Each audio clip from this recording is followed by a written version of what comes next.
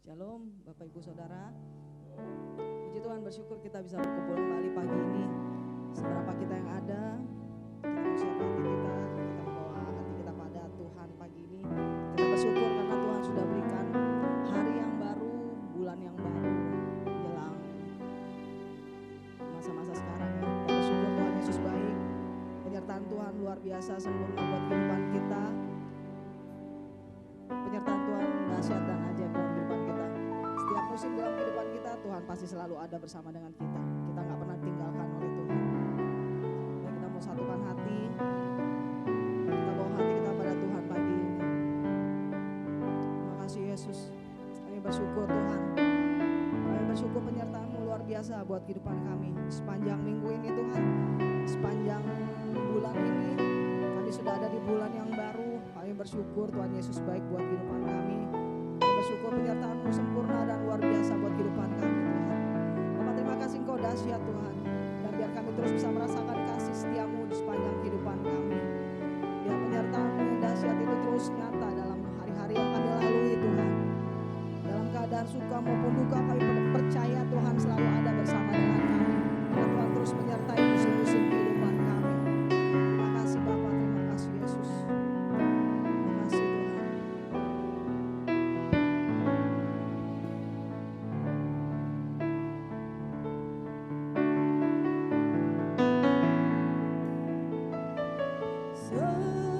Semusim berlalu, namun Kau selalu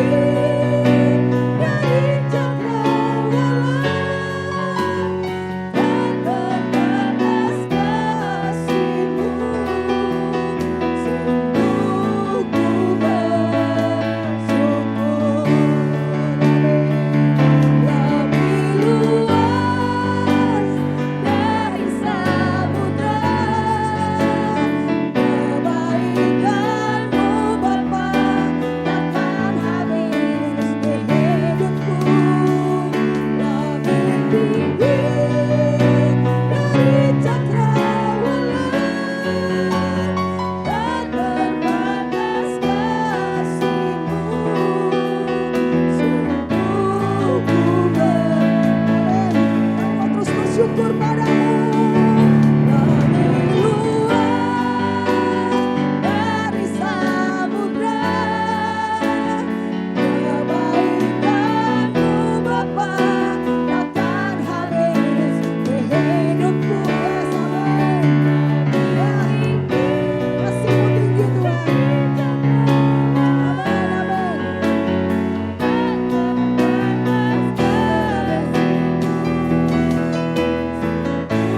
Jemaat aja katakan lebih luas dari samudra. Jemaat aja.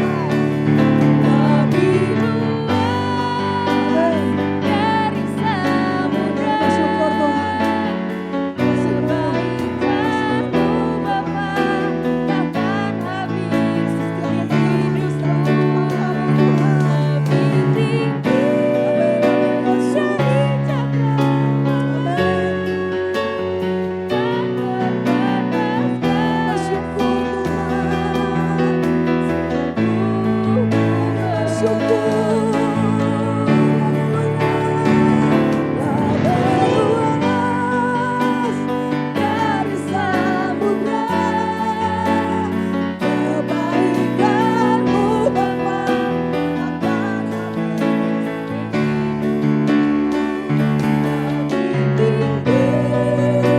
dari cakra.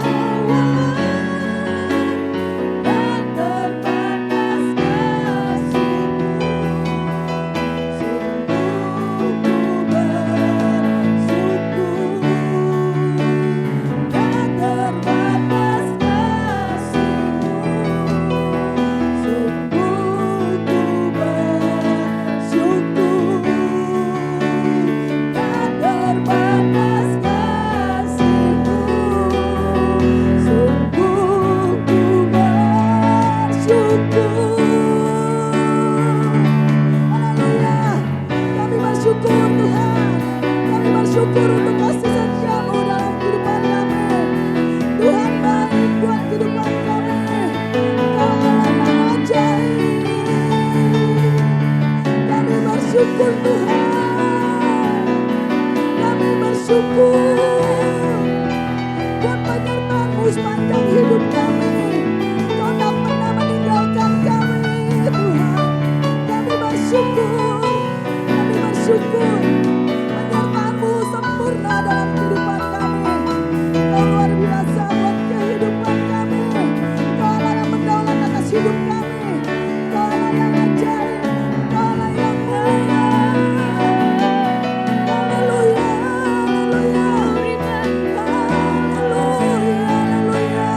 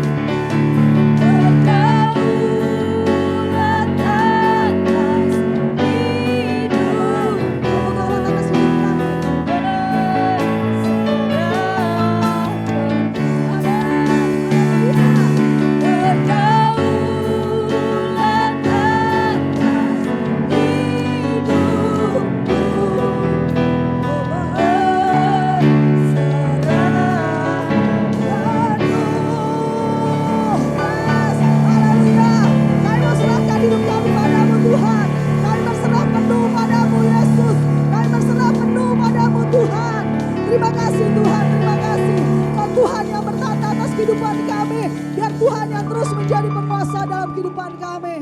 Kami bersyukur Tuhan. Kami bersyukur kami punya Tuhan seperti Engkau Tuhan. Tuhan yang gak pernah meninggalkan kami. Tuhan yang gak pernah melepaskan kami. Tuhan yang selalu ada bersama dengan kehidupan kami Tuhan. Terima kasih Bapak, terima kasih. Kami terus nikmati dan kami terus rasakan penyertaan-Mu yang sempurna di sepanjang kehidupan kami Tuhan. Terima kasih Tuhan Yesus baik buat kehidupan kami. Dan kami mau bersuka cita dalam hadirat-Mu. Kami mau bersorak-sorai karena Tuhan selalu amat sangat baik buat kehidupan kami. Di dalam nama Tuhan Yesus yang percaya katakan amin. Haleluya. Shalom Bapak Ibu Saudara. Coba lihat kiri kanan. Kasih lambaian tangan. Kasih lambaian yang terbaik. Katakan Tuhan itu baik. Kita mau bersuka cita dalam hadirat Tuhan. Segala puji syukur hanya bagi Yesus.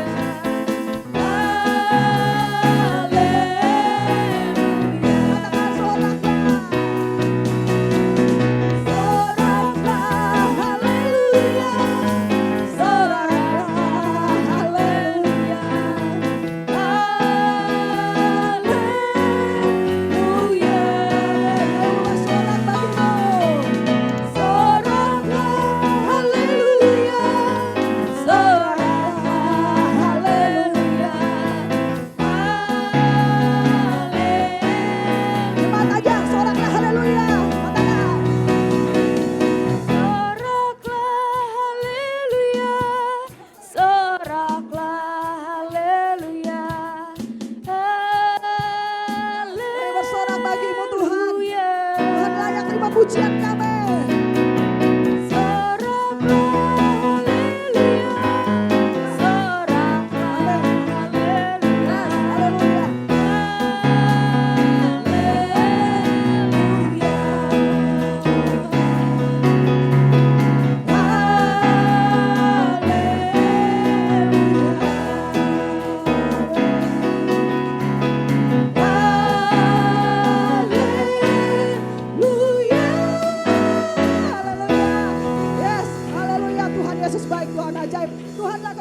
Tuhanlah perlindunganku. Haleluya. Katakan dengan iman.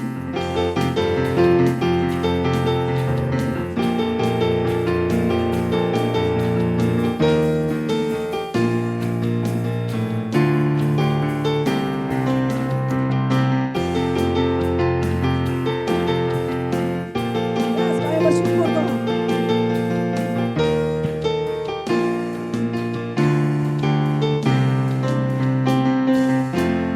Tuhanlah kekuatan dan mazmurku, ya gunung batu dan keselamatanku.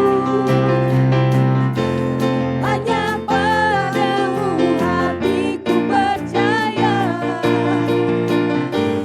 Kaulah kebenaran dan kota perlindungan. Ku mau selalu bersyukur sebab cinta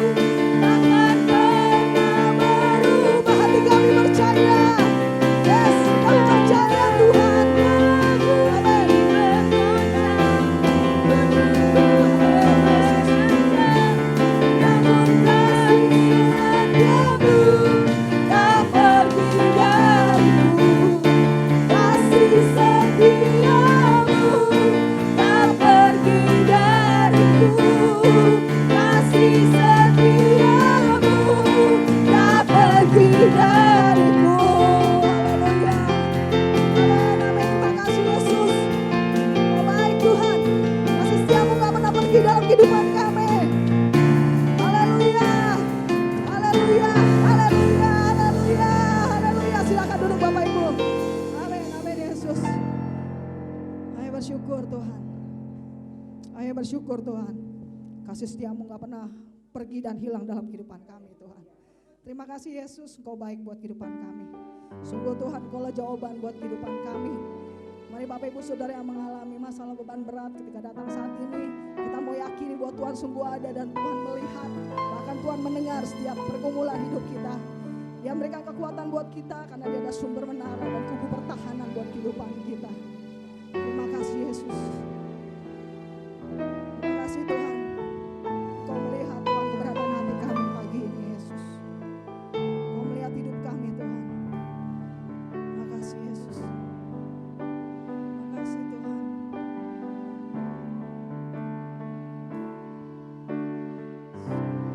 Tuhanlah jawaban dan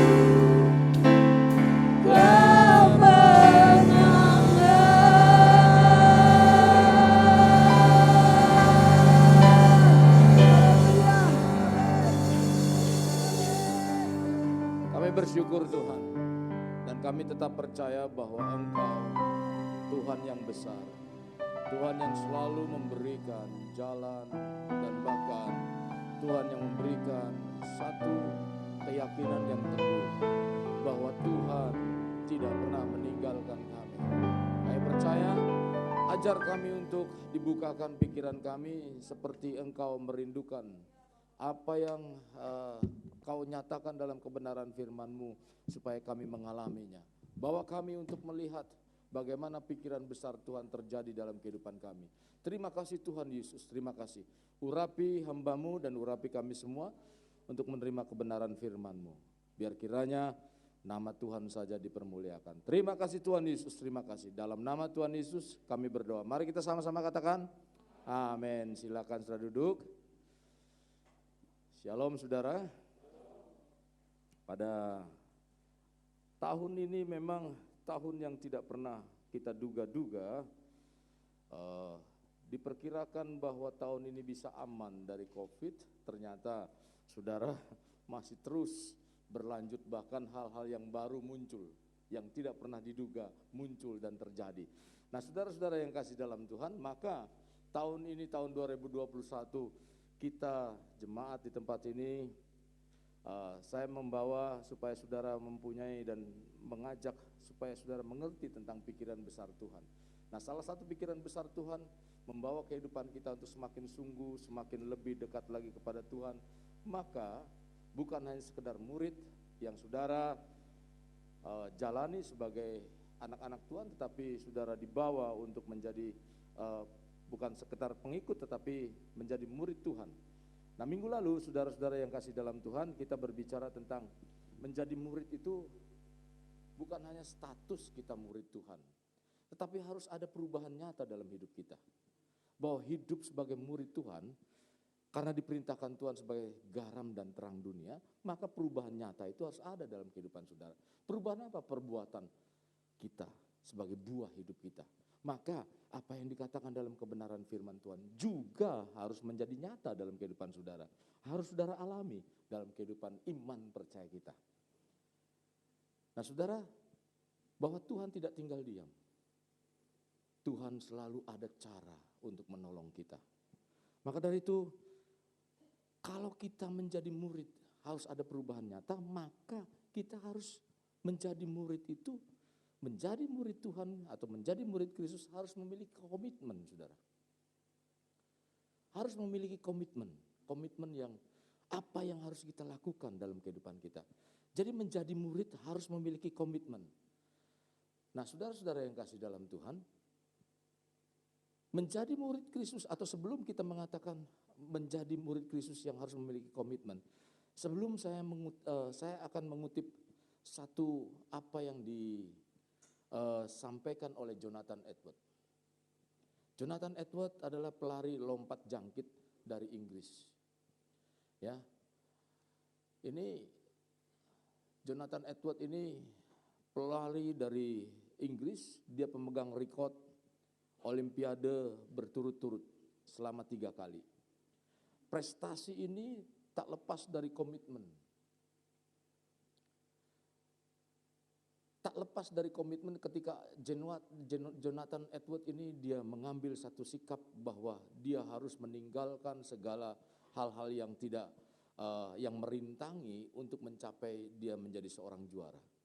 Prestasi ini tidak lepas dari komitmen dan pengorbanan. Dalam apa? Dalam dia berlatih. Di mana dia berdisiplin, pola makannya, tidurnya dia disiplin. Karena dia latih hidupnya untuk menjadi apa? Sang juara.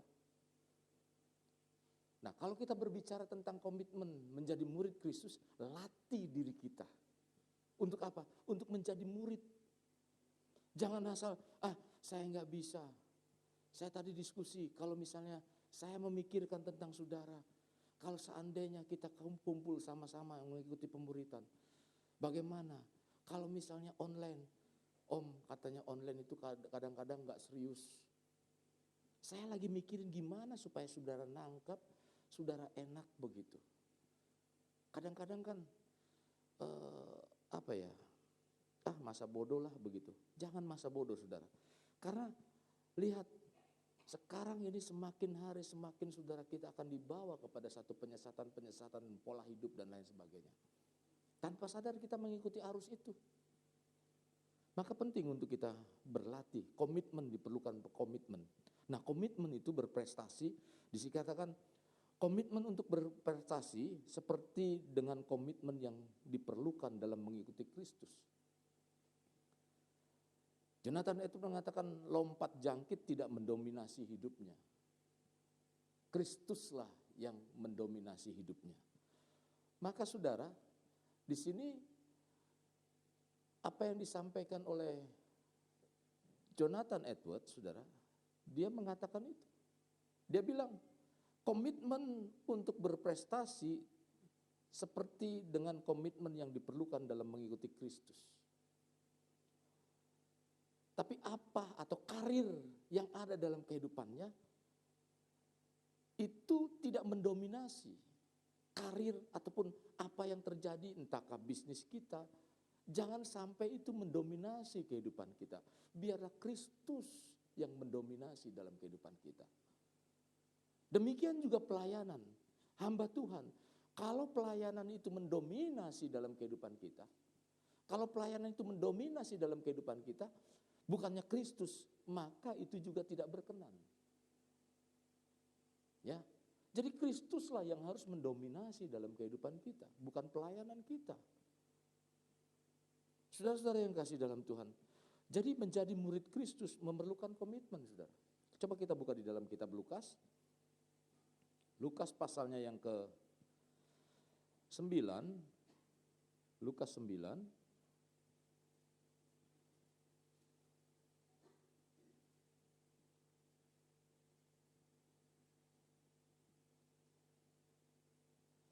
Ayatnya yang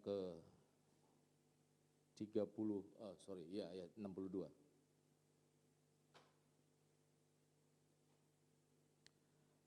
Di situ dengan jelas mengatakan, saudara, bahwa ini sebetulnya kisah tentang bagaimana mengikut Tuhan.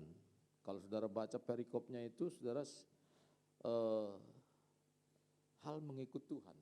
Jadi firman Tuhan dengan jelas mengatakan, tetapi Yesus berkata, setiap orang yang siap untuk membajak, tetapi menoleh ke belakang, tidak layak untuk kerajaan Allah. Nah, konteks pembacaan firman Tuhan ini adalah ketika Yesus menyampaikan kepada murid-murid. Waktu dia melanjutkan perjalanan, ketemu berkatalah seorang di tengah jalan itu kepada Yesus. Bagaimana? Tuhan, aku mau mengikut engkau, kemana saja engkau pergi. Lalu Tuhan mengatakan, burung di udara punya sarang, serigala tidak punya kepala untuk apa. Jadi serigala mempunyai liang dan burung di udara mempunyai sarang. Tetapi anak manusia tidak mempunyai tempat untuk meletakkan kepalanya. Artinya saudara-saudara yang kasih dalam Tuhan, bahwa kamu mau ikut aku. Aku tuh gak memberikan sesuatu, jabatan dan lain sebagainya. Jadi Tuhan Yesus gak mengiming-imingi sesuatu. Tapi dia lebih penting tentang perkara yang di atas, bukan hal yang di bumi. Dia ingin menyampaikan itu, saudara-saudara yang kasih dalam Tuhan. Lalu dia berkata, ikutlah aku. Ketika mau mengikut, kalau mau ikut, ayo ikut aku. Lalu orang yang mengatakan itu, Tuhan nanti dulu aku mau menguburkan orang tuaku dulu dan lain sebagainya. Nah, timbullah ayat ini. Kalau mau ikut Tuhan, jangan noleh ke belakang. Artinya saudara, ayo komitmen begitu. Kalau mau ikut aku, komitmen. Mempunyai satu komitmen yang tinggi. Jadi sebelum kita masuk dalam keajaiban atau kewajiban sebagai murid Kristus, yang harus kita lakukan adalah komitmen. Saya makanya tarik ulur nih saudara. Kapan? Supaya saudara kalau udah masuk, jangan atau kalau sudah ngikutin, jangan setengah-setengah loh. Artinya, iya begini-begini. Saya tidak akan menjerumuskan saudara. Saya tidak akan membuat susah saudara. Justru bekal ke depan akan menjadi baik dalam kehidupan kita. Bekal apa? Baik bekal rohani maupun bekal-bekal yang akan kita terima dalam kehidupan kita. Bersusah dululah. Jangan seperti apa? Berenang-renang ke tepian, berakit-rakit ke hulu. Apa itu? Bersenang-senang duluan, bersakit-sakit kemudian. Bukan begitu kan? Kita bersakit-sakit dulu ini. Sakit dalam apa? Dalam waktu. Kita sakit dalam apa? Karena apa? Karena perlu komitmen, saudara. Saya tunjukkan nanti orang-orang yang komitmen di hadapan Tuhan. Ya, bukan hanya sekedar dia datang. Oh, ikut di. Kemarin saya sampaikan di dalam seminar kita adakan seminar. GPKD mengadakan seminar pro dan kontra perpuluhan. Tapi semua di-share ke jemaat, berapa jemaat yang ikut. Tujuan saya ingin menyampaikan, bukan hanya kepada jemaat tetapi kepada hamba Tuhan. Agar orang mengerti, jangan sampai apa yang dilakukan seperti menabur garam ke laut. Jadi artinya kita melakukan karena melakukan gak benar. Salah gak? Ya salah, gak ada artinya. Ibaratnya apa? Ibaratnya kita menyelesaikan tugas, tapi tugas yang kita selesaikan salah. Sia-sia gak? Sia-sia. Yang harusnya kita menyelesaikan tugas itu misalnya tanya jawabnya tentang multiple choice, tapi kita tulis jawabannya pakai esai yang gak dinilai sama guru. Karena bukan tujuan itu. Jangan sampai saudara melakukan ibadah, melakukan apa yang menjadi kewajiban kita salah. Ketika salah berkatnya itu gak akan saudara terima di dalam itu. Bahkan kembali kita tidak akan menuai berkat itu. Nah makanya saya perlu sampaikan itu kepada saudara. Tapi berapa banyak orang yang ikut saya nggak tahu. Karena perpuluhan duit. Duit ini sudah merajai menjadi penting dalam kehidupan manusia. Oke, menjadi murid Kristus memerlukan komitmen, saudara. Komitmen secara sederhana dapat diartikan sebagai sebuah tekad. Atau keterikatan yang membuat kita untuk kuat, terikatan yang kuat kepada sesuatu itu. Apa? Kalau kita mau menjadi murid, kita punya tekad. Belum selesai, saya belum menyerah. Maka konsepnya gimana supaya apa yang diterima? Tadi saya sudah bicara dengan Opan, ayo gimana? Saya belum bicara dengan Pak David sebagai wakil.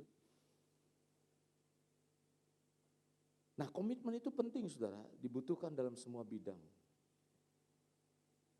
Komitmen baik dalam pekerjaan, bagaimana kita melakukan hal yang terbaik untuk menyelesaikan tugas yang diembannya.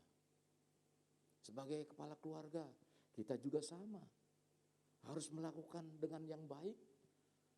Sebagai ibu atau ibu rumah tangga, istri, kita lakukan dengan baik.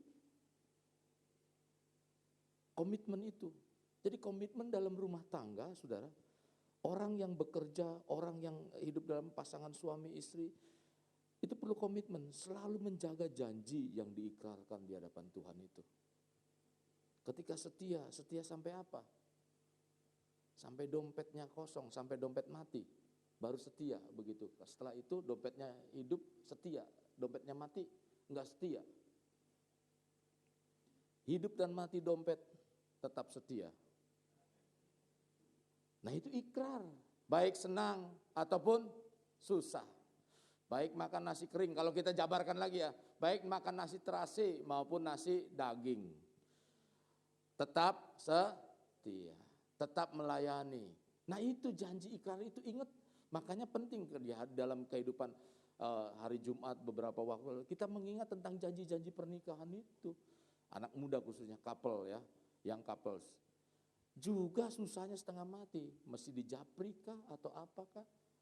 Tujuannya apa? Untuk baik, nanti ke depan loh. Sekarang Anda anak-anak muda masih ahehe, 5 tahun, 10 tahun masih ahehe. Ribut juga enggak ribut besar. Nanti kira-kira kalau sudah mulai gandengan enggak berasa lagi, peluk udah enggak berasa lagi deg-degannya. Itu akan muncul hal-hal yang tidak pernah terpikirkan. Hidup rumah tangga, makanya penting untuk mengetahui itu. Jangan dianggap sepele. ngasih ajaran begitu saudara. Saya mikirin sampai gimana, rambut rontok pun saya pikirkan. Karena katanya sehelai rambut pun kalau tidak diizinkan Tuhan tidak jatuh saudara. Tapi ini membuat rambut rontok sendiri karena mikirin bagaimana pelajaran ini biar nyampe begitu. Jadi saudara, penting sekali untuk komitmen, menjaga pernikahan yang langgeng, menghindari melukai pasangan, ya. Bentak sedikit, kadang-kadang istri saya suka marah juga. Saya bilang, kalau sudah tua dia mulai berubah. Dulu dia diem aja, udah tua sekarang udah mulai ngelawan. Dalam pengertian ngelawannya suka ngejawab begitu begini. Dulu waktu masih muda diem aja dia. Gua jengkel mungkin dari muda dia udah begini diem aja. Udah mulai tua dia udah mulai apa? Nah. Tapi saya bukannya itu, bukan menjadi oh lu sekarang udah ngelawan, enggak. Tapi ya kita mulai mengerti. Jangan nyalahin istri, jangan nyalahin suami. Coba kita saling-saling mengkoreksi diri kita masing-masing. Itu janji pernikahan. Nah saudara, sebagai murid Kristus terlihat beda ketika menjalani dengan penuh komitmen. Pastilah, itu pasti beda. Mereka bukan hanya sekedar ibadah. Kalau orang murid itu bukan hanya sekedar ibadah. Dia berusaha. Oh, besok saya ibadah. Jam berapa nih? Waduh. Saya mesti siap-siap. Tidur, jaga. Terus apa lagi? Enggak bisa tidur. Kita harus paksakan tidur, merem. Kalau ngantuk, saya pernah saudara saya nyampe belajar enggak bisa tidur. Sampai apa? Sampai jam 2 saya belajar. Terus, kebablasan nyampe sono gimana? Ya sudah, daripada nanti khotbah saudara-saudara yang kasih dalam Tuhan. Saya minum kopi lah. Ya kan, pagi-pagi minum kopi yang apa? Kopi yang kental. Kopiku kental. Supaya apa? Mataku melek. Begitu kan. Aduh, saya siap-siap untuk itu. Nah saudara, jadi mengerjakan dengan sepenuh hati. Saya yakin kalau kita murid mau punya komitmen, saya mengerjakan dengan sepenuh hati. Jadi bukan soal jabatan kita, bukan soal apa. Saya memberi contoh. Saya enggak mungkin bisa off the record, enggak direkam juga enggak apa-apa. Saya pernah jadi pimpinan nasional kalau kita bilang presiden. Sekarang ditunjuk jadi gubernur atau jadi daerah. Bukan soal masalah jabatan, tapi fungsi kita apa yang kita bisa berikan. Komitmen saya untuk membangun apa? Membangun organisasi, membangun anak-anak Tuhan. Saya mau untuk itu. Bukan soal jabatan. Ya. Jadi komitmen kita. Orang lain mau ngomong apa? Bahkan kemarin seminar saudara dibilang apa? Enggak bermutu, enggak kompeten ngomong yang itu pembicaranya. Karena apa? Karena jawabannya tidak menyenangkan hati. Dibilang enggak kompeten, ya sudahlah. Emang itu jadi masalah? Kenapa itu jadi masalah? Karena saya yang mempermasalahkan, karena kita yang mempermasalahkan. Kalau kamu mempermasalahkan, enjoy aja saya, mau orang lain ngomong apa, silakan aja ngomong. Ya, jadi saudara-saudara harus kita punya komitmen. Nah, memiliki komitmen yang kuat, sulit rasanya seorang dapat bertahan menjadi murid. Kalau nggak memiliki komitmen yang kuat, tanpa memiliki komitmen yang kuat sekali lagi, tanpa memiliki komitmen yang kuat, saya rasa sulit untuk dapat bertahan menjadi murid dan semangat dalam melayani. Jadi ke depan kita akan dihadapkan dengan tantangan. Ke depan ya. Jadi bukan hanya gereja, tapi pribadi kita. Kita akan menghadapi tantangan di dalam kehidupan kerohanian kita. Kita akan menghadapi kesulitan. Saudara dengar? Sekarang orang cuma hanya dilihat di atasnya doang. Tapi memang pembangunan yang sedang dilakukan oleh bangsa Israel ini. Agar apa? Mereka berjuang agar bait Allah itu tetap berdiri. Nah, kalau sudah berdiri, ingat, sudah berdiri berarti sudah dekat waktunya.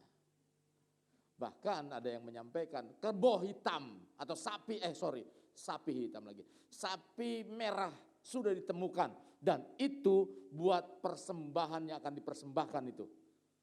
Artinya bahwa Mesias akan datang. Mereka sudah siap-siap untuk itu. Nah maka akan ada kesulitan, akan ada mungkin penganiayaan. Kemarin saya kirim share video itu. Gulungan kitab yang ketiga sudah dibuka. Kuda hitam itu siapa? Saudara bisa dilihat nanti di share itu.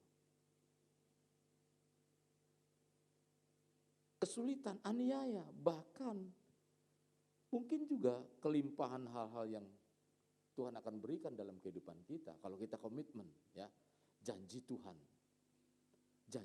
tak akan apa? Tadi pujian tadi mengatakan apa? Tidak akan meninggalkan kita. Tuhan ada, saudara, dalam setiap keadaan. Maka penting untuk kita komitmen. Komitmen dalam melayani Tuhan, kita harus mendasari dengan kasih dan kesetiaan kalau mau, saudara.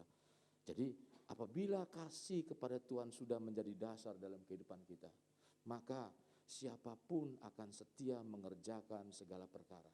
Karena apa? Karena mengasihi. Jadi kuncinya adalah kasih.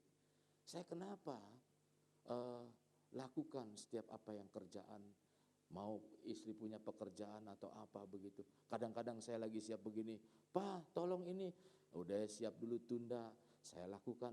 Bukan karena saya tunduk sama istri, bukan. Atau istri, bukan. Ikatan suami, takut istri. Atau institut, ya bukan istri. Saya karena mengasihi. Apalagi di keluarga saya, perempuan cuma satu-satunya. Dia nggak mau punya anak perempuan, karena apa? Karena takut disaingi. Istrinya takut, ya istri saya takut karena kasih saya terbagi dengan anak, katanya. Saudara, komitmen seringkali dimaknai hanya sekedar sebatas ikrar yang dinyatakan. Bukan hanya ikrar nih. Kita nih nanti ke depan nih bukan hanya ikrar. Saya mau. Nanti saudara akan ada absen pemuritan. Apakah pemuritan kita seperti ini nanti? Saya sih bersyukur begini, ada jarak begitu ya. Nggak perlu pakai, ada yang susah pakai handphone. Siapa yang susah pakai handphone untuk ikut itu? Diem aja. Karena apa? Saya nggak janji om, saya mau hadir apa enggak. Makanya saya diem. Bilangnya apa? Saya ikut online aja om. Padahal online juga cuma dinyalain doang, dianya lagi kemana begitu kan. Ini saya tahu teorinya nih. Kadang-kadang kan hamba Tuhan, ada namanya, giliran suruh doa, kemana nih? Nggak tahu dia lagi makan dulu atau apa. Nah ini terjadi kan, ibadah ciak bakmi. Betul? Terjadi, ciak bakmi, lagi tiduran, santai ibadah. Kemarin saya diprotes katanya, bajunya aja batik. Terus, pakai celana pendek sudah. Kan kelihatan di seminarnya itu, ya. Nah itu nggak ketahuan, tapi ketika diangkat kakinya ya mungkin ketahuan hal dari itu. Makanya saya pegel juga, dia menyempatung kayak patung begitu kan. Jadi sekarang bukan hanya sekedar ikrar, saudara. Komitmen berbicara tentang tekad, wujud tindakan yang kuat, tindakan yang kuat. Jadi mari kita lihat apa yang diajarkan Yesus. Dia melakukan dengan kasih, penuh kesetiaan. Karena apa? Karena kasih, kesetiaan mengambil komitmen untuk apa? Untuk menyelamatkan seluruh umat manusia. Karena kasih, kesetiaannya. Jadi kita juga harus kita tunjukkan. Saya mau menjadi murid Kristus karena saya mengasihi Tuhan. Karena kesetiaan saya kepada Tuhan. Saya mau ikut dan saya mau komitmen untuk itu. Amin. Saya berharap tidak amin di sini saja. Komitmen yang benar kepada Tuhan diantaranya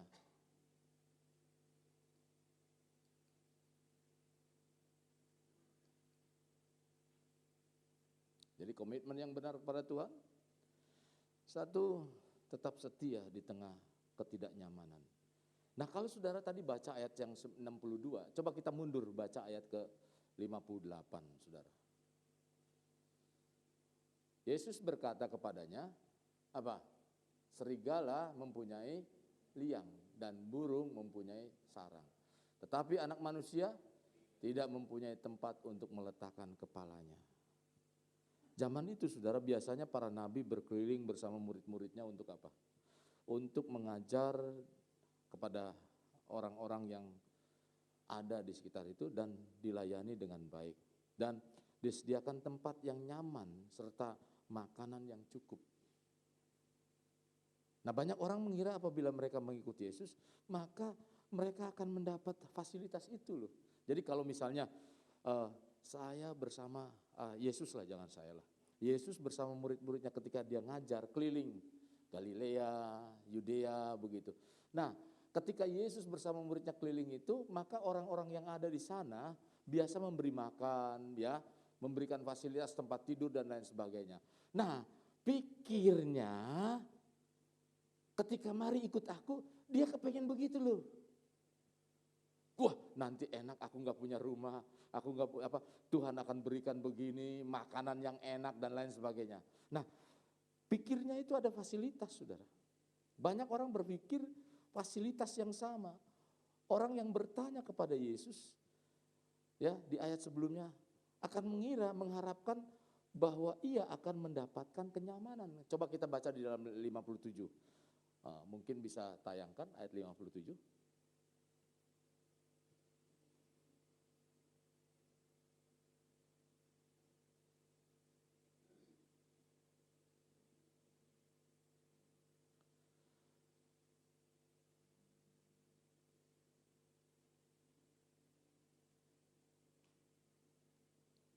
Nah ketika Yesus dan murid-muridnya melanjutkan perjalanan mereka, berkatalah seorang di tengah jalan kepada mereka, aku mau mengikut engkau kemana saja engkau pergi. Karena apa? Dia lihat enak. Dia lihat enak ikut Yesus. Kok begini-begini. Tapi bukan itu yang dimaksudkan. Yesus bilang, siap gak kamu? Aku gak punya tempat loh untuk meletakkan kepalaku. Nah saudara, jadi Yesus tahu latar belakang pertanyaan ini. Mengatakan bahwa justru yang sebaliknya yang akan ia alami ketika berjalan mengikut Yesus. Tidak seperti ketika kita berjalan dengan rabi-rabi yang lain, kata Yesus. Ya, Yesus tidak mengiming-imingi agar mereka mau mengikutinya. Kamu dapat ini, dapat itu. Jangan cuman hanya sekedar tertarik ikut Tuhan Yesus karena berkat. Ya, jangan tertarik karena berkat. Kalau saudara tertarik karena berkat, maka pengiringan saudara sebatas berkat. Ketika berkat itu menghambat saudara, saudara akan mulai pudar dalam kehidupan iman saudara. Jangan teriring Yesus atau mengiring Yesus tertarik karena ada mujizat dalam kehidupan saudara. Karena tanpa ada mujizat saudara sudah mulai mengeluh sama seperti bangsa Israel. Padahal mujizat tiap hari ada di dalam kehidupan bangsa Israel. Tapi mujizat itu bukan lagi menjadi satu daya tarik yang apa ya bagi bangsa Israel. Selalu mengeluh dan mengeluh. Maka dari itu saudara-saudara yang kasih dalam Tuhan, mengiring Yesus saudara, biarlah kita komitmen bukan karena berkatnya, bukan karena mujizatnya. Komitmen karena kita kasih, karena kita mengasihi Tuhan, karena kita setia, berusaha setia kepada Tuhan. Jadi tujuan dari semua ini adalah saudara, Tuhan membutuhkan orang-orang yang bersedia komitmen kepada Dia. Apapun tantangan yang terjadi dalam kehidupan kita, tantangan terburuk yang mungkin akan terjadi, ya, apapun terjadi dalam kehidupan kita, tetap setia, tetap komitmen. Tuhan tidak membutuhkan orang-orang yang hanya mau sekedar apa ya, yang terlibat saja di dalam pekerjaan Tuhan, tapi komitmen. Saya belum tegur saudara yang melayani Tuhan atau apapun saudara. Saya belum artinya saya sebetulnya ingin Kalau saudara melakukan sesuatu dengan kesadaran sendiri, maka itu akan menjadi satu kesukaan. Bukan karena dorongan orang lain, tapi ini loh dari diri kita sendiri. Ya, saudara sebagai apa? Sebagai anak-anak Tuhan, pelayan Tuhan. Dorongan hati saudara. Kesetiaan saudara. Bukan karena tugas. Bukan semata-mata karena tugas. Maka saudara, yang kedua, komitmen apa yang harus kita lakukan? Tetap fokus kepada rencana Tuhan. Dan apa? Yang akan kita lakukan bersamanya. Fokus kepada rencana Tuhan dan apa yang akan kita raih bersama dengan Tuhan. Kalau saudara baca di dalam Lukas 6 ayat 62 itulah. Ini kalau nggak fokus saudara, orang membajak bagaimana bisa membajak kalau dia nggak fokus ke depan. Tetapi Yesus berkata setiap orang yang siap untuk membajak, tetapi menoleh ke belakang tidak layak untuk kerajaan Allah. Jadi begini loh saudara, orang membajak, bajak apa? Dia pakai mata bajak. Kalau saudara biasa lihat di daerah itu, apa di depan? Sapi atau kerbau di depan. Nah ini kita harus mengarahkan sapi atau kerbaunya. Kalau mata kita kemana ke belakang, bajakan saudara nggak lurus. Ya, kan karena apa? Karena sapi atau kerbau itu dia akan jalan miring-miring kemana ya terserah dia. Nggak ada yang ngarahin. Nah maka kita harus tetap ke depan. Oh ini jalannya miring nih, ini jalannya mencong. Karena itu menentukan jalur bajakan itu sendiri. Kenapa? Makanya jangan noleh ke belakang. Membajak itu. Jadi saudara merupakan jawaban Yesus, orang yang sama yang berlandaskan bahwa sebelum mengikuti Yesus ia harus berurusan dengan kepentingan pribadi. Nah ini yang noleh ke belakang kepentingan pribadi. Jangan. Maka kalau kita mau kepentingan keluarga dan lain sebagainya. Nah Yesus mengetahui maksud hati dari orang tersebut. Sebetulnya saudara, sebelum siap untuk berkomitmen mengikuti Yesus, dengan sepenuh hati dikarenakan takut kehilangan keinginan pribadi, kesenangan pribadi. Nah ini, kesenangan nonton YouTube, kesenangan apa. Ini saya nggak paksakan saudara, tetapi saya sedikit. Dan itu kembali kepada hak saudara. Memang orang Kristen ini penuh dengan hak asasi. Jadi enggak begini, takut begini. Saya terserah kepada saudara. Tapi ini yang baik, ini yang tidak baik. Pilih yang mana, silakan. Saudara yang menentukan.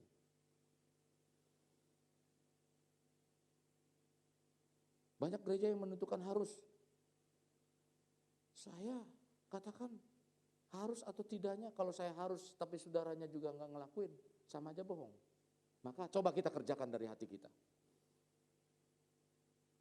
Ini ke depan.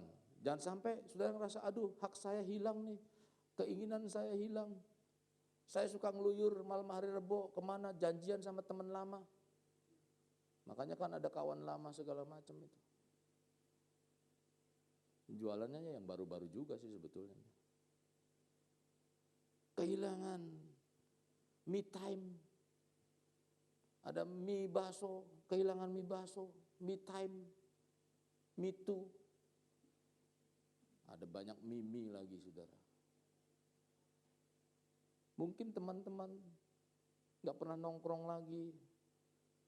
Saya dulu ketika saya baru kenal Tuhan, saya tinggalkan teman-teman yang biasa nongkrong. Saya serius ikut Tuhan. Terpanggil saya menjadi pendeta, hamba Tuhan. Nah, banyak orang lebih memikirkan tentang hal-hal kehilangan apa yang akan dialami jikalau sungguh-sungguh mengikut Tuhan. Mengiring Yesus. Ya, sungguh-sungguh komitmen mengiring Yesus. Mereka untuk melangkah komitmen selalu mengukur dengan hal-hal yang akan diraihnya, saudara. Ini, saya ikut pemburitan dapat apa? Itu selalu diri kita. Rohnya coba. Ukur roh kita. Berapa haus saudara tentang roh Tuhan. Berapa haus tentang apa yang Tuhan akan alami. Berapa banyak saudara menerima janji-janji Tuhan dalam kehidupan saudara? Sekian ribu janji Tuhan. Untuk apa? Untuk anak-anak Tuhan. Berapa janji Tuhan yang saudara genapi dalam kehidupan saudara? Maka saya akan mengatakan, kalau Tuhan berkata begini, alami dalam kehidupan saudara. Keajaiban Tuhan bukan hanya sekedar kita ngomong Tuhan ajaib. Maka kalau saya berbicara tentang apa ya? Apa yang kita tabur itu harus kita perhatikan. Pasti itu suatu saat kita akan tuai. Jadi mereka selalu ragu nih kalau begini. Komitmen ragu untuk melangkah. Karena apa? Melihat terus ke belakang. Teman-teman saya suka traktir nih. Teman-teman begini. Ragu. Jangan ragu saudara. Percayalah. Orang seperti ini tidak akan pernah mengalami kehidupan kekristenan yang dahsyat. Kalau saudara nggak punya komitmen. Nggak akan pernah mengalami kehidupan kekristenan yang dahsyat. Kehidupan yang indah, bagaimana mengiring Tuhan itu indah. Sekalipun dibawa dalam lembah neraka, dia akan tetap mengalami kesenangan dan kesejukan. Karena apa? Karena Tuhan yang membawanya. Sekalipun dalam padang gurun, dia akan terus menikmati janji-janji Tuhan dalam kehidupannya. Karena apa? Sekalipun mungkin padang gurun itu nggak pernah bisa menyimpan. Saya ini dibawa ke padang gurun. Lagi dalam proses padang gurun nggak pernah bisa menyimpan.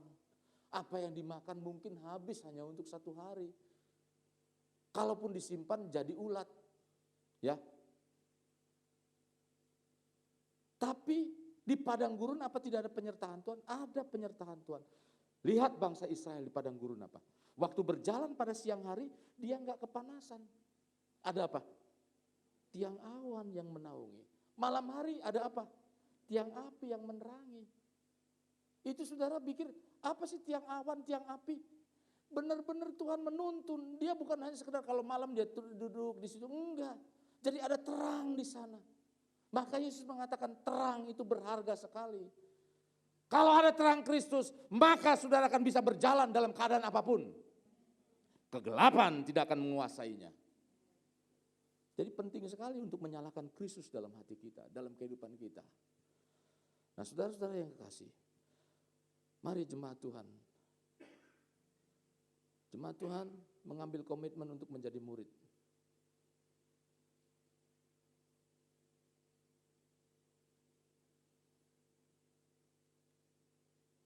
Ya, mengambil komitmen untuk menjadi murid bukan semata-mata karena kesediaan kita sebagai orang percaya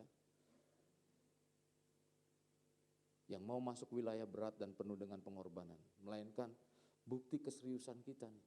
Kalau kita mau menjadi komitmen untuk menjadi murid.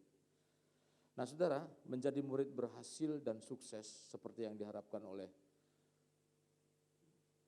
Rasul Paulus. Saudara, dalam 2 Timotius pasalnya yang ke-3, bisa kita baca di sana nanti sebagai ayat panduan berikutnya. 2 Timotius pasalnya yang ke-3, ayat 10 sampai dengan 17.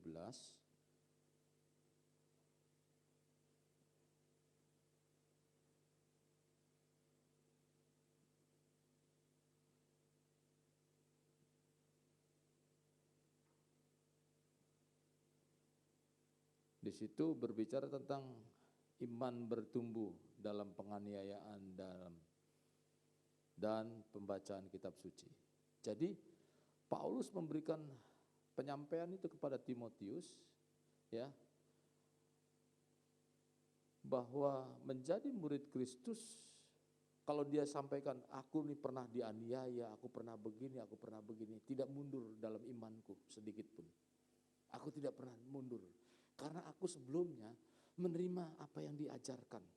Jadi sikap komitmen sebagai murid yang ada dalam diri kita, ya saudara-saudara yang kasih dalam Tuhan, dapat terlihat. Pertama, mau diajar. Jadi jemaat mula-mula saudara, hidup tekun dalam pengajaran. Kalau saudara baca dalam kitab Para Rasul 2, ayatnya yang ke-42. Firman Tuhan juga bermanfaat untuk mengajar, kata 2 Timotius 3 tadi. Ayat 16, kalau saudara baca di sana, silakan Pak David minta tolong saya untuk. Segala tulisan yang diilhamkan Allah memang bermanfaat untuk mengajar, untuk menyatakan kesalahan, untuk memperbaiki kelakuan, dan untuk mendidik orang dalam kebenaran. Jadi saudara, aktivitas seorang murid, ya, aktivitas pokok seorang murid adalah belajar dan menerapkan apa yang dan mempraktekkan apa yang diajarkan. Jadi kalau misalnya hendaklah kita sabar, diajar, kita berusaha sebagai anak-anak Tuhan mengalami perubahan nyata dalam sikap hidup kita. Apa? Tentang emosi, kita harus sabar. Nah, itu praktekkan tuh, sabar itu bagaimana? Supaya apa? Buahnya nyata dalam kehidupan kita. Ya, jangan iri hati.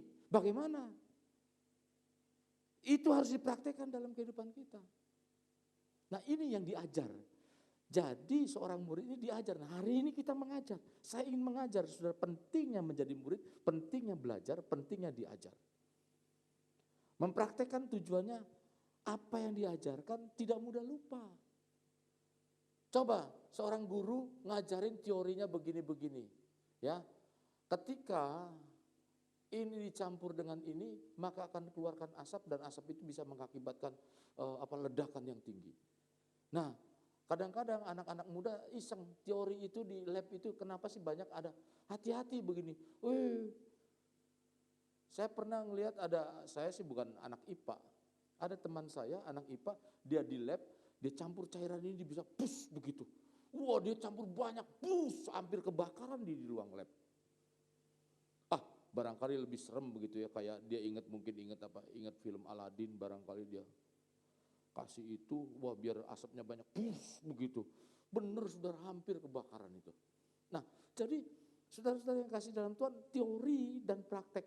Ketika teori itu disampaikan, praktekkan, maka supaya oh iya benar, ini nggak lupa dalam ingatan kita.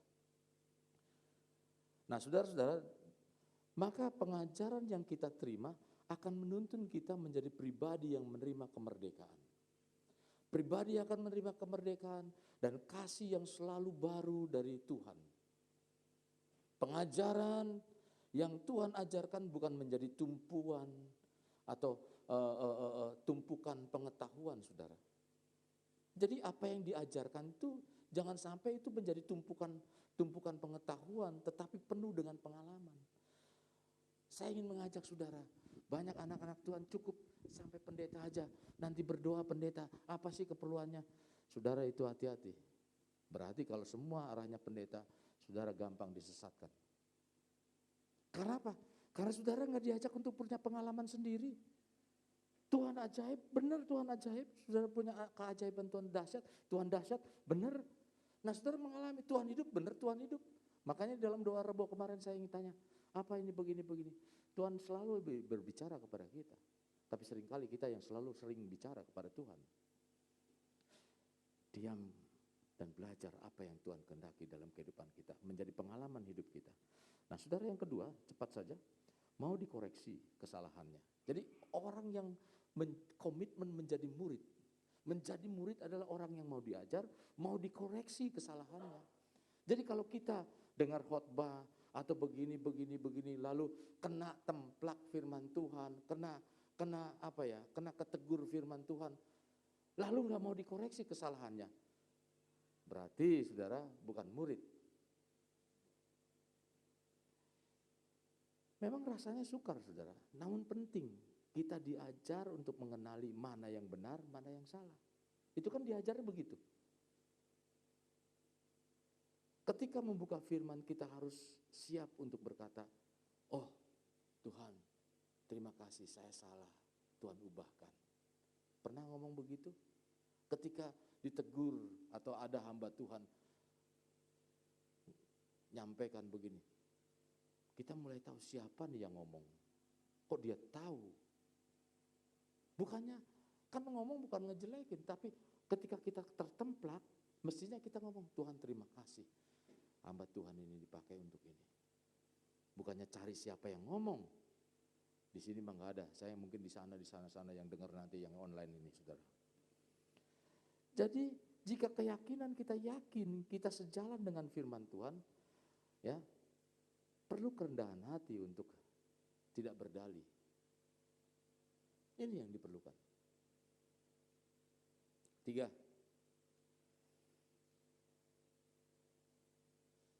Mau berubah. Mau dikoreksi, koreksi mau, tapi berubah nggak mau. Sebaiknya kita harus menutup telinga atau Alkitab kita jika kita tidak siap mau menjadi murid. Siap menjadi murid? Nah, menjadi murid saudara harus siap berubah. Maka minggu lalu ada perubahan nyata. Bagaimana kita ada perubahan nyata dalam kehidupan kita? Bukan untuk pendeta loh. Kamu sekarang orangnya baik ya, kok begini. Dulu apa? Jutek, tahu jutek? Jujur tenan.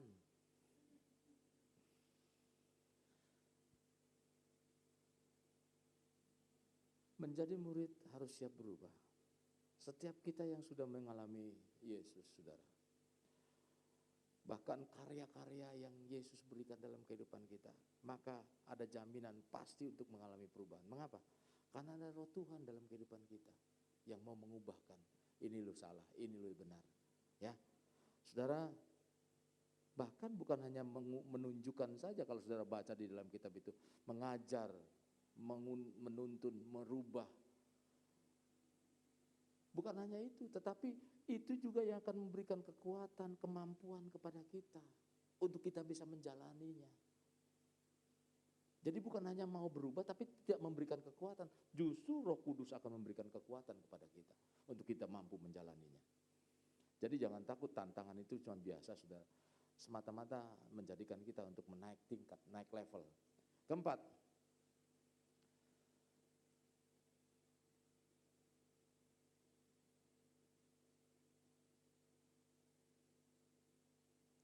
saudara, jadi menjadi murid Kristus harus siap menjadi pelaku. Tadi saya sudah katakan. Nah, kita dituntut untuk komit.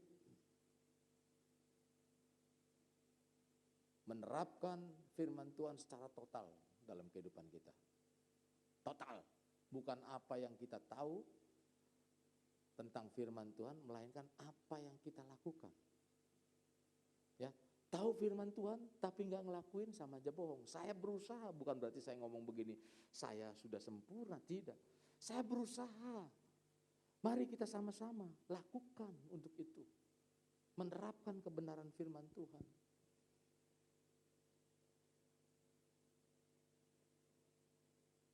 Jadi saudara-saudaraku yang kasih dalam Tuhan, firman Tuhan harus berfirmanlah Tuhan menjadi daging dalam kehidupan kita, menjadi senyawa dalam hidup kita.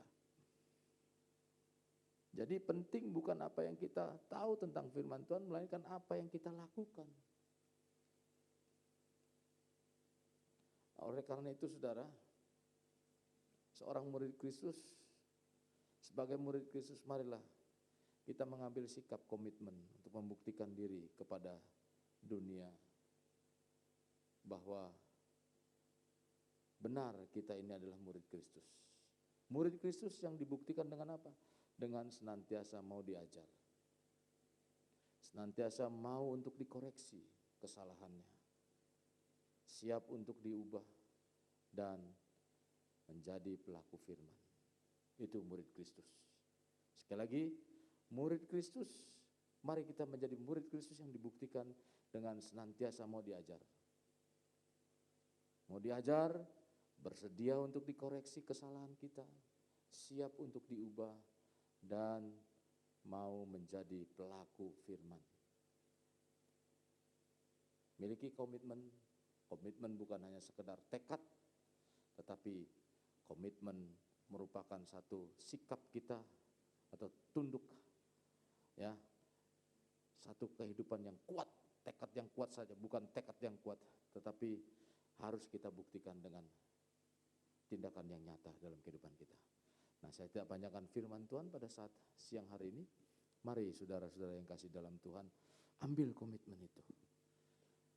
Karena Tuhan sedang mengarahkan, belakangan ini Tuhan sedang mengarahkan agar anak-anak Tuhan ini tumbuh dewasa secara rohani. Tumbuh dewasa rohani karena menghadapi berbagai macam tantangan dalam kehidupan kita. Gampang saudara kalau kita mau hidup cuman hanya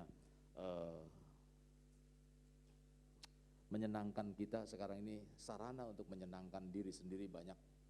Ya banyak. Oke, saya sudah panjangkan lebih lanjut. Mari kita bangkit berdiri bersama dan siapkan hati saudara untuk ambil sikap. Tuhan, saya mau menjadi murid-Mu. Saya mau komitmen Tuhan menjadi murid-Mu. Kita akan masuk dalam perjamuan kudus. Perjamuan kudus ini menjadikan hidup kita masuk dalam satu perjanjian bersama dengan Tuhan. Kalau Tuhan sudah mau berkorban, komitmen, Dia melakukan pengorbanan, Dia berkorban untuk saudara dan kita semua. Karena Dia komit apa yang ditugaskan oleh Bapa, Dia kerjakan dengan sempurna. Bukan asal. Dia memberi yang terbaik bagi kita. Pernahkah kita berpikir dalam kehidupan kita atau bertanya dalam hidup kita, sudahkah yang terbaik Engkau berikan sebagai bukti komitmen saudara? Apa yang terbaik Engkau berikan kepada Tuhan? Kalau Tuhan sudah memberi yang terbaik kepada kita, hari ini ambillah sikap. Tuhan, Engkau sudah memberi yang terbaik bagiku Tuhan. Aku ingin berusaha Tuhan memberi yang terbaik. Haleluya.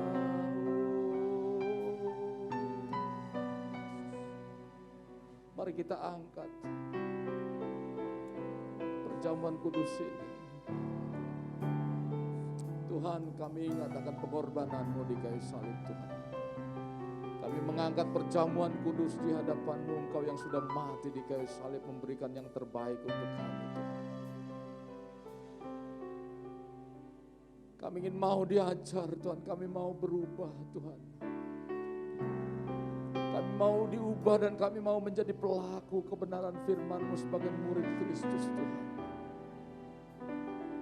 Kami ingin komitmen Tuhan dan berusaha untuk memberi yang terbaik dalam kehidupan kami. Terima kasih Tuhan buat perjamuan kudus ini. Tubuh dan darah Yesus yang sudah tercurah bagi kami, yang terpecah-pecah dan tercurah karena dosa dan pelanggaran kami saat ini. Perjamuan kudus ini terjadi persekutuan dengan Engkau Tuhan. Setiap umat-Mu yang memakan dan minum perjamuan kudus menerima berkat. Seperti apa yang dikatakan dalam kebenaran firman. Dalam nama Tuhan Yesus turunlah berkat itu dalam perjamuan kudus kami. Terima kasih Tuhan Yesus. Haleluya. Mari kita buka perjamuan kudus kita.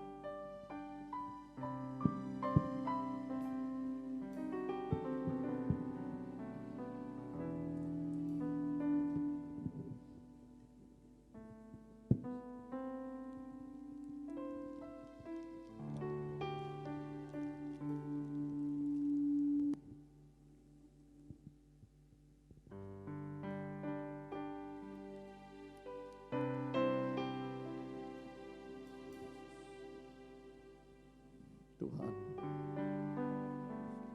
kami angkat perjamuan kudus kami, roti yang mengingatkan tubuh Kristus yang terpecah-pecah karena dosa dan pelanggaran kami Tuhan. Sebagaimana apa yang dikatakan dalam kebenaran firman, yang sakit akan disembuhkan. Oleh bilur-bilur Yesus kami terima kesembuhan, kemenangan. Dan saat ini kami terima dan kami makan bersama dalam nama Tuhan Yesus.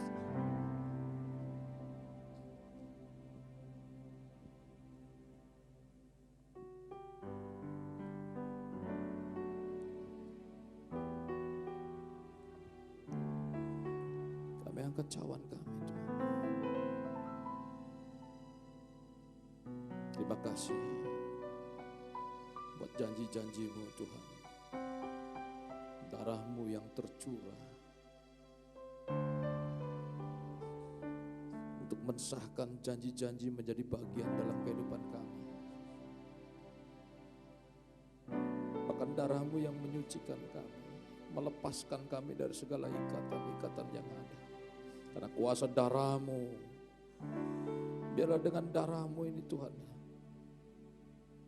kami komitmen menjadi murid Kristus yang mau diajar, mau berubah, melakukan kebenaran firman-Mu Tuhan. Supaya orang lain melihat, bukan karena kami, tapi karena Kristus ada dalam kehidupan kami. Terima kasih Tuhan Yesus. Kami minum dan kami terima berkat di dalam nama Tuhan Yesus.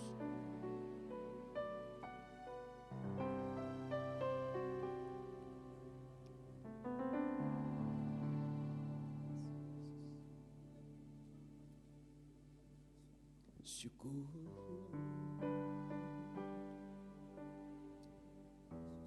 syukur,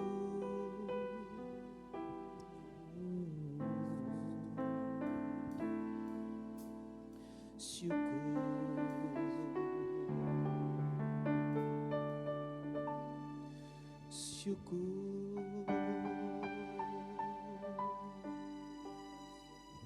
syukur,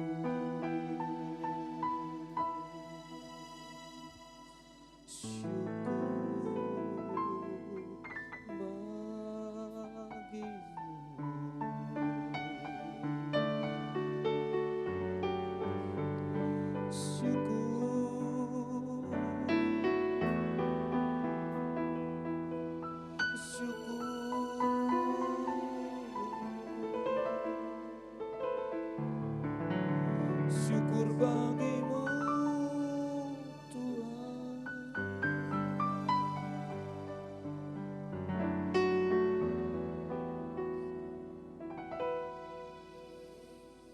Terima kasih buat berkat-Mu, berkat perjamuan kudus.